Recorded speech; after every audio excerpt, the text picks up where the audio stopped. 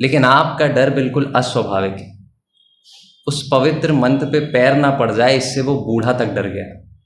जो शेर की गर्जना से नहीं डरता था, जो सांप चढ़ जाते थे नहीं डरता था, पर मंत्र पे पैर ना पड़ जाए इससे डर गया। तो वो युवक साधु कहता है कि मैं तो कभी ईश्वर को जान भी लूं, लेकिन ध्यान रहे आप कभी नहीं जान पाएंगे। तो ये कहानी है, थोड़ी सी पुरानी है, बट मुझे लगता है कि आज के समय पे भी ये काफ़ी रेलेवेंट है। तो इसके राइटर मुझे नहीं पता, मैंने कहीं से सुनी थी, मुझे बहुत अच्छी लगती है, तो कभी भी कहीं सुनानी होती है तो मैं पहले यही सुनाता हूँ। तो एक भीमसेन नाम का एक साधु हुआ करता था। वो शिवजी का बहुत बड़ा भक्त था। उसको कहीं से किसी ने बता दिया कि तुम्हें अगर सच में शिवजी को पाना है तो तुम्हें अभय को प्राप्त होना पड़ेगा, मतलब फियरलेसनेस को पाना होगा। ये सुनते ही वो निकल पड़ता है जंगलों में, घने जंगल, पहाड़, जहाँ मतलब बहुत ही डरावनी जगहें होती है, वहाँ वो निकल जाता है अकेले। अब धीरे धीरे उसके बारे में कहानियाँ फैलने लगती हैं, धीरे धीरे उसके बारे में चर्चाएं होने लगती हैं, धीरे धीरे लोग कहने लगते हैं कि वही है अकेला जो अभय को प्राप्त हो चुका है। मतलब काफ़ी फैन फॉलोइंग हो जाती, नाम हो जाता है कि अकेले जंगलों में रह रहा है। वो साधु बूढ़ा हो चुका था, पर उसके बारे में कहा जाता था कि उसके सामने शेर भी आगे गर्जना कर दे अगर, तो मुड़ के भी नहीं देखता था कि पीछे कौन खड़ा है। वो बैठा रहता जैसा बैठा है। सांप उसके ऊपर चढ़ जाते, उसको सिहरन भी पैदा नहीं होती, उसके रोंगटे तक खड़े नहीं होते। एक युवक साधु जो कि पास के ही गांव में रहता था, जब उसको ये सब कहानी पता चली तो वो भी उससे मिलने निकल पड़ा। एक शाम को जब सूरज ढलने को था, वो युवक साधु वहां पहुंचता है जहां वो साधु अपना पूजा पाठ करता रहता था। वहां पहुंच के देखता है तो उस भयानक जंगल में अंधेरे में वो एक चट्टान के ऊपर एकदम नग्न बैठा हुआ रहता है। तो देख के थोड़ा डर जाता है, पर फिर उसके पास जाके पूछता है कि प्रभु मुझे बताएं कि ईश्वर को पाने का रास्ता क्या है।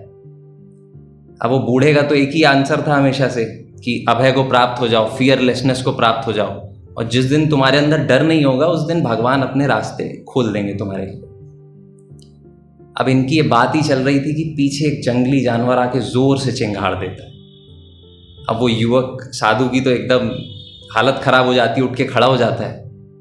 वो बूढ़ा हंसता है उसको देख के, कहता है अरे तुम डरते हो, एक सन्यासी हो के डरते हो, और जहां डर है वहां धर्म नहीं हो सकता। तो युवक कहता है कि प्रभु मैं तो डरता हूं, और घबराहट के कारण मुझे बहुत जोर की प्यास लगाई, आप क्या थोड़ा सा मेरे लिए पानी ले आएंगे, ताकि मैं इतनी ताकत जुटा पाऊं कि अपने गांव वापस लौट जाऊं। मुझे कोई धर्म नहीं सीखना है, भगवान नहीं जानने, मुझे बस घर जाना है।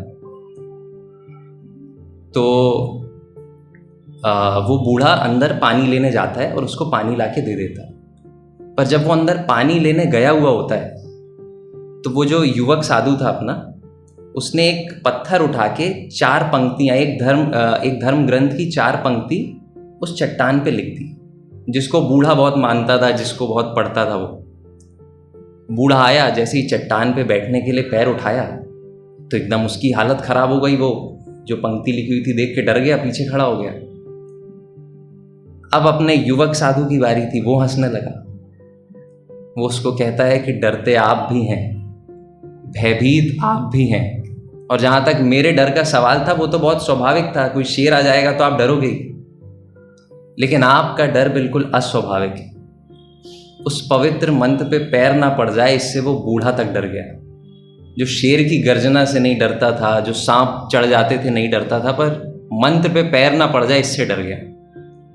तो वो युवक साधु कहता है कि मैं तो कभी ईश्वर को जान भी लूं, लेकिन ध्यान रहे आप कभी नहीं जान पाएंगे।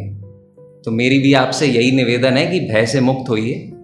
और भय से मुक्त होने का ये मतलब नहीं कि पागल हाथी आ रहा है तो आप सामने खड़े हो जाएं या खाई में छलांग लगा दें। कहते ये भय से मुक्त होना नहीं, ये इडियोटिक होता है, मूर्खता होती है। तो ये जो साइकोलॉजिकल फियर आप लोगों ने पाल रखे हैं, मानसिक भय, इससे मुक्त हो जाइए, तब आप धार्मिक हो पाएंगे। Thank you.